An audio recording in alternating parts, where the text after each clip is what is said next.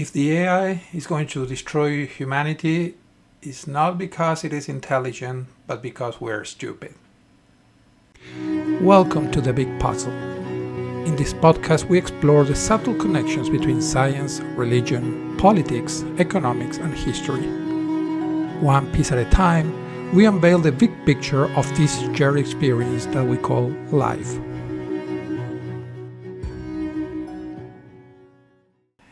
In the previous video, I was talking about the process of concentration and how we see that happening, in capitalism with monopolies. We see it in nature, in the universe with black holes, and even in social media, and how that turns things into what's supposed to be a continuum into just extremes, right? And why is that a problem? So I want to connect that piece of the puzzle with something else. And side note, in that video, in the introduction, I mentioned tariffs, and I didn't talk about tariffs. But that will be for another video. I hope that with that discussion, you can see where I was going with the tariffs thing. But I think it deserves its own video. It's kind of an interesting process. But now let's talk about AI. I've been trying for a while to explain what the problems with AI are. And I see more and more people reaching to the same conclusions that I reached some time ago. It's interesting for me now to see some big YouTube channels, scientific channels talking about things that I already mentioned about a year ago. And I'll try to revisit some of the things in this video. But before, I think that everybody expects an increase in productivity because of AI, and nobody was able to estimate how much increase in productivity you could see. So I set it to myself to come up with a simple formula to try to explain what is the expected productivity. Because some people believe that you can replace everybody with AI and things will just work cheaper, faster, more efficient, and that's not likely. Many of the companies, according to a well-quoted MIT study, they haven't seen any improvement in productivity at all by adopting AI. And I think I can explain why. So this is all part of this big bubble that is happening, and hopefully we're not stupid enough to make it keep growing more and more. But it could and probably will be bad. So let's get into it. So how can we measure the increase in productivity that realistically you could expect from adopting AI? I came up with this simple formula. So here at the top, we see XPAI is the extra productivity that you could expect from AI. And that is just a simple formula. Alpha plus beta times 1 minus alpha. What is alpha? What is beta? So alpha is the proportion of time required for the human to maintain a beta level skill. What the heck that means? Well, let's first define what beta is then. So beta is a ratio. That ratio measures how much a human can review and fix whatever AI can produce, compared over by what he could produce by himself. So let's put an example. Let's say that somebody, when I talk about this, I usually use developer programmers, but to show that it works for absolutely everything that AI does. Let's use another example. Let's say that we're talking about somebody who is writing contracts, right? And they have to make sure that those contracts are lawful, that are compliant, and all those things that I don't know pretty much anything about. But to show that this formula works regardless of what you're talking about. So that's why I put insert item. So let's say that you have a very experienced contract writer that can write 10 contracts in a week, right? So they're very good at that. So more than a contract a day, they can write it completely. So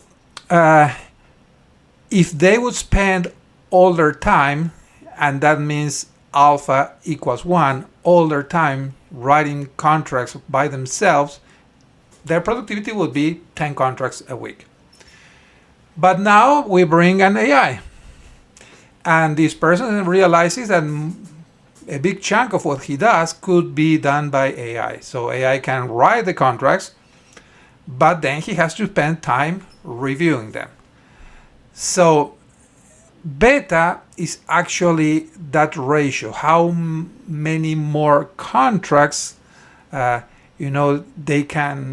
person can review and fix, because the AI will make mistakes, over their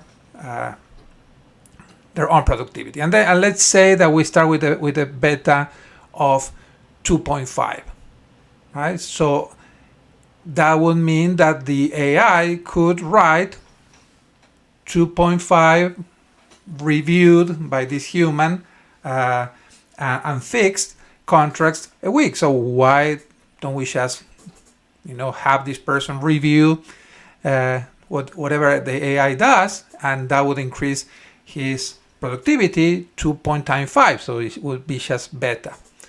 Well, the reason you cannot do that is because this person needs to keep learning. He needs to maintain that level of review, right? So if you want to keep the 2.5 contracts over his productivity, he needs to keep learning.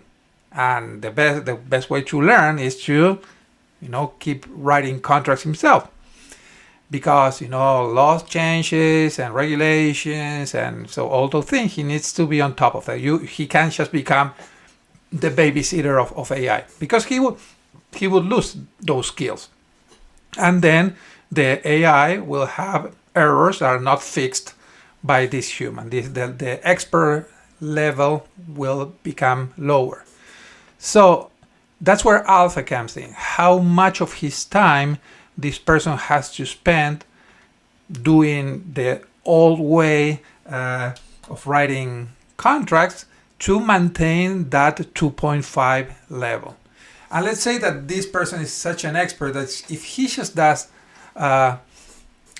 one contract a week, he can still keep that 2.5 level, beta level, right, of skills. But now he doesn't have the whole week to review the contracts that the AI is writing. So that means that he will have his own productivity for 1/10 of the week, and the AI productivity for the remaining 90% of the week. That means that he will not reach the 2.5. According to this table here, if his alpha, the time he's spending to maintain his level, is 10% of the time, and the level he's maintaining is 2.5 times his productivity, he will be producing 2.35 times his usual output. We said that he was producing 10 contracts a week. Well, with this strategy, he will be producing 23.5 contracts a week, right? One of those is written by him, the other 22.5 would be written by the AI. But that is for a very senior level, somebody who already knows a lot, who can detect the errors in the AI very fast because of his own experience, right? So that is what this formula shows. what is the expected productivity. Now, what is the problem with this? The problem is that creates a gap. It drives a wedge between these experts and the entry level people. So let's say that we have somebody right out of school or whatever, they learn to write contracts. So they really cannot detect any errors in the AI, right? Or to detect errors is harder than writing them themselves. But also their initial productivity is low. Let's say that instead of 10 contracts a week, they can write 2 contracts a week because they have to go cross-reference, look at books, ask questions, right? They're entry level. They're not the expert yet. But people have to start somewhere. So in that case, let's say that, well, the company they work for, they say, hey, we have AI and we've seen big increases in productivity by using AI, so we encourage you to use AI to increase your productivity. They expect to have that 2.35 for the entry level like the expert has. And so this person, let's say that they say, okay, I will spend half of my time writing contracts myself and half of my time reviewing what the AI produces. So if we go to the table, that means that their alpha level is 0.5. Half of their time is used to review and fix what the AI wrote. But they don't have the skills. It's harder for them to learn where the errors are and how to fix them in an AI than when they write them themselves. They don't have the expertise. They don't know where to look. So that means that their beta is less than 1. Instead of producing 2 contracts, a week, they were producing 2 times 0.95, so 1.9 contracts. So their productivity actually is lower than if you just let them use the whole time to write their own contracts. So if people don't understand this, they will perceive that there's a problem with this entry level. Why they don't get the 2.35 increase in productivity by using the AI. And that is a problem because we'll likely get them fired. The distance is too big. So obviously, if you understand this, what you should do is you should say, ignore the AI. Just work on your own, the old way, right? And you will be at alpha equals 1 for a while. And then once you develop some skills, you can start moving, once you get to the beta 1, well, now you can spend your time however you want. But it's really encouraged to keep your alpha high, so spending more time working like a human, because then you can grow faster, right? It's how to navigate this table towards the other corner. So it's kind of all about that delicate balance, right? So how much time do I spend learning, and how much time do I spend fixing or teaching the AI?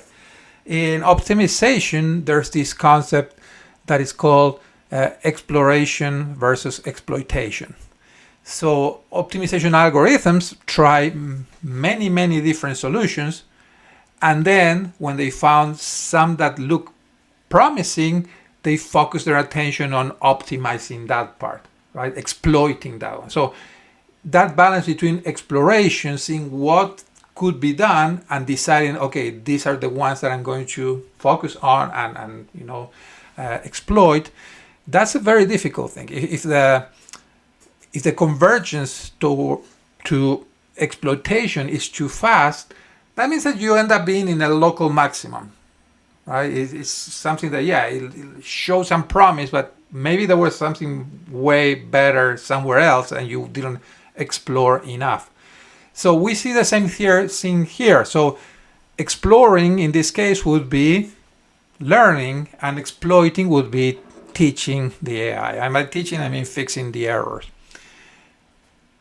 Now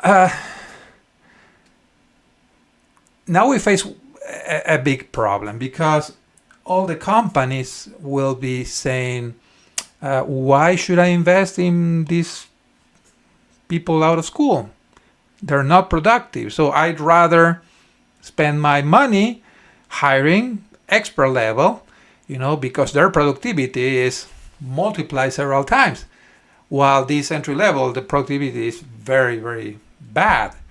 And they're not willing to pay the investment on training this entry level, so they eventually become the experts. But they have this wrong belief that they can let other people train this entry level, other less smart companies, and then they can just lure them into, steal them from those companies and hire them and pay them, good money. This is a kind of Nash equilibrium. And if you remember, we talked about that in that video about game theory. So everybody expects somebody else to do the thing that they don't want to do. So nobody does. So you don't have any, in a short time, when the experts start retiring, you don't have any way to replace them. And that's a problem. You painted yourself as a group, as a collective, into a corner. And that's why we see people here that they say, I don't want to go to study computer science, because nobody's hiring entry-level computer scientists. Because everybody expects them to, be fully trained and be able to take AI. And you see, and I hear about this all the time, that, during the interviews, these entry-level people are just trying to use AI to answer the questions of the interviews, which is a very stupid thing to do, but it's really the only alternative that they have. It's also ridiculous that companies are asking questions during interviews that could be answered by AI, and then they get mad that the people are using AI to answer them. But if that would be the only problem, okay, it's still a problem. We need to fix it. But things are getting worse. And why is that? Because many people say, well, but the AI will become better. We just need to wait. How in this schema, how do we see the AI getting better? Well, that would be the beta getting larger, right? Without the person having to develop those skills. So, going to our initial explanation, this expert contract writer, he could still keep a 0.1 alpha, so just writing one contract a week the old way. And now the AI is so good and has less and less errors, so he can review them faster and his productivity will become even better. Not because he is investing, just because the AI is getting better. Now, here's the problem. AI is not going to get better. And even if it does, there is another problem with that.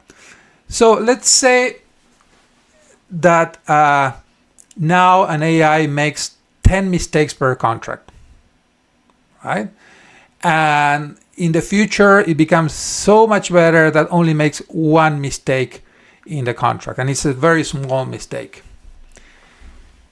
The analogy that I use to explain this is that what is worse than a freezer that doesn't work is a freezer that works most of the time, right? So it's not about having 10 errors or one tiny error. It's about having errors at all. Will it be easier for the expert to find the tiny error than to finding the 10 obvious errors. And it's likely the same effort. So put it this other way, is it easier to find 10 needles in a haystack or one little needle in a haystack? Well, you still need to go through the whole thing. And it's even more frustrating to try to find the little final one, right, than the 10 that you have some kind of reward when you find one. So unless the AI becomes perfect, and doesn't need, so that would mean a beta of infinite, so then the human would have an alpha of 0, and then we get into a mathematical singularity, then yeah, the problem will remain. As long as AI makes mistakes and humans have to fix those mistakes, this will be a big issue. Now, that's under the assumption that the AI will become better. And it will not. And there's two reasons for that. And I already talked about this, so this is kind of putting them together. The first one is intrinsic to how LLMs work. And that is that, well, you probably heard this many, many times, but LLMs are just predicting the next word. And they just care that it sounds good, right? They don't have any way to check if what they are saying is correct or not. Even if it's good or not, they will just say whatever they feel like it's the next word that makes sense. Now, if you're talking about things that are new, that never happened before, that they didn't have any training set around that particular question or issue that they're talking about, they will just interpolate. They will just make up things, and we call those things hallucinations. So this sounds like could be good. This sounds like a law that maybe exists.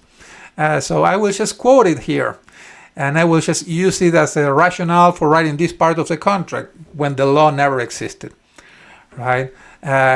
So we already have seen examples of that, and I encourage you to go and look into those. So hallucinations, one way I talk about LLMs is that they're glorified parrots, right? So they just repeat what they learn. They're very big head parrots that have learned a lot of sentences, and they're very articulate, and they sound intelligent, but they are not.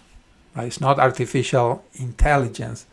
Now they move the goalpost by saying, well, artificial general intelligence. Well, what's the difference between general intelligence and intelligence? It's not AI. That is the real issue.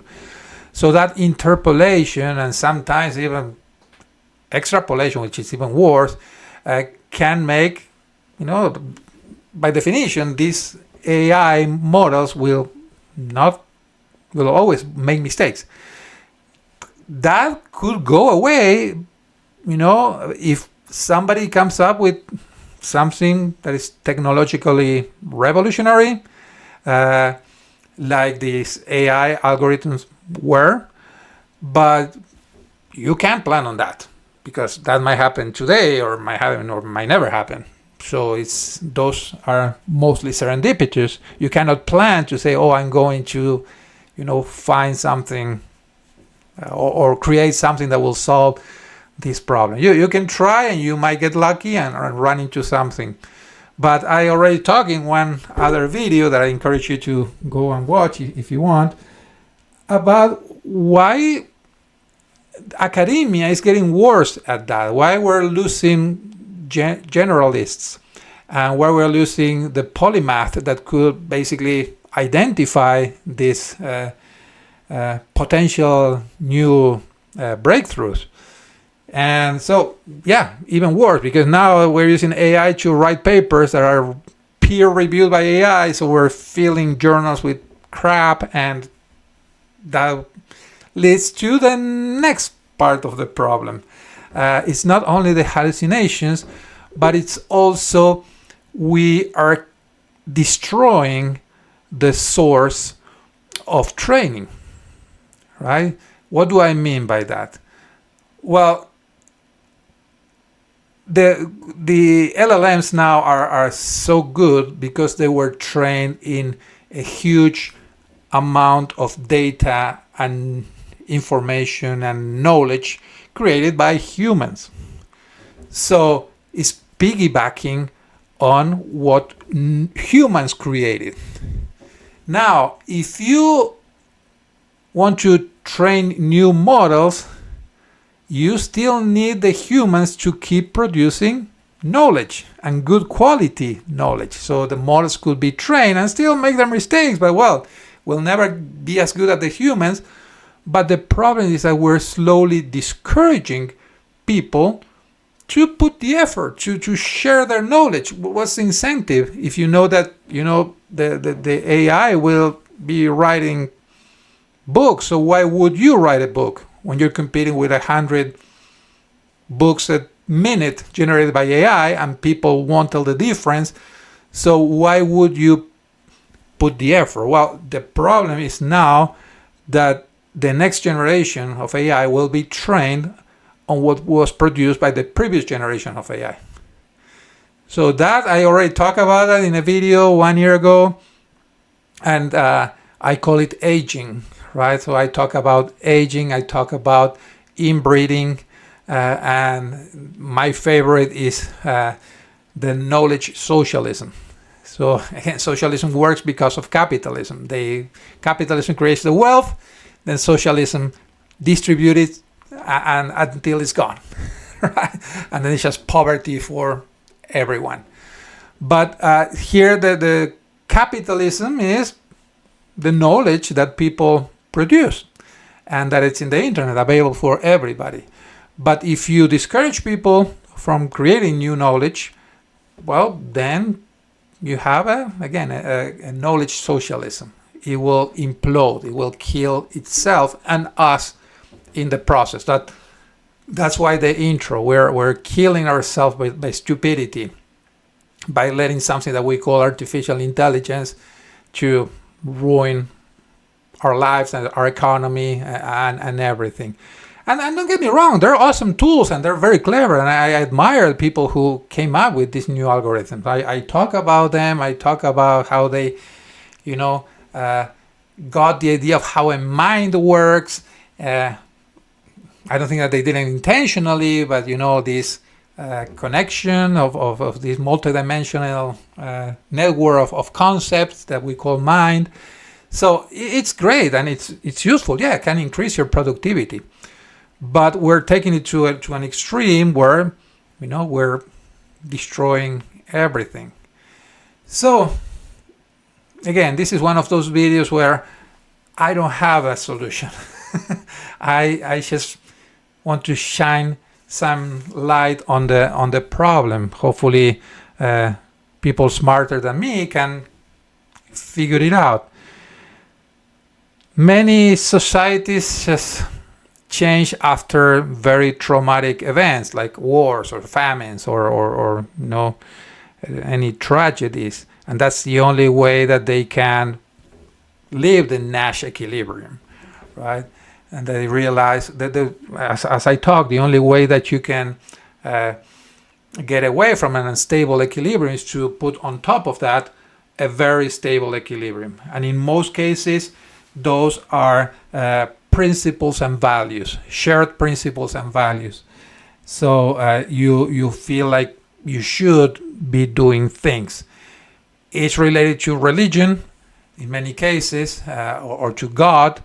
And again, I don't want to go into the discussion. All religions are not all religions are the same. Some are very destructive, but the idea of accountability to God, it's very strong, right? So, like we were talking before, if we had principled people leading the companies, leading the economy, leading the country, then we could have some hope that they come up with ideas of how to train people, how to encourage investing in the future, investing in the new generation. Unfortunately, I don't see that. I see it less and less. The reason I moved to the United States and became a citizen here was because I felt that it was one of the last places that had principles and values that, but I see them eroding all the time, and it's very, very frustrating. Like I was saying in the previous video, some people say, well, this is all a problem originated from capitalism, and then we should destroy capitalism and replace it with socialism. And like I said in the last video, that's like saying, oh, I burned my hand with hot water, so let's pour some acid on it so to fix the problem. No, socialism definitely is not the problem. It's exact opposite. It's putting the trust in corrupt organizations. So for me, again, and this connects to the big central piece of the puzzle, has to do with coming closer to God again, to live and teach good principles, to believe in higher ways of living, right? Or well, I don't know. You get the idea of what I'm trying to say. That is the only way which we shouldn't be forced to help each other. We should be looking for opportunities to help each other, to elevate each other, knowing that we will all be better without being forced. So using our liberty, our freedom that capitalism gives us, and free market, and try to use that for good. So overimpose values over everything. Well, this has been long enough. I hope what I explained makes sense. And if you have any ideas of how to address any of these problems, please let me know, and we'll try to share it with everybody, and hopefully this will have some positive effect. Well, that will be it for this one. I hope to see you in the next one. Bye.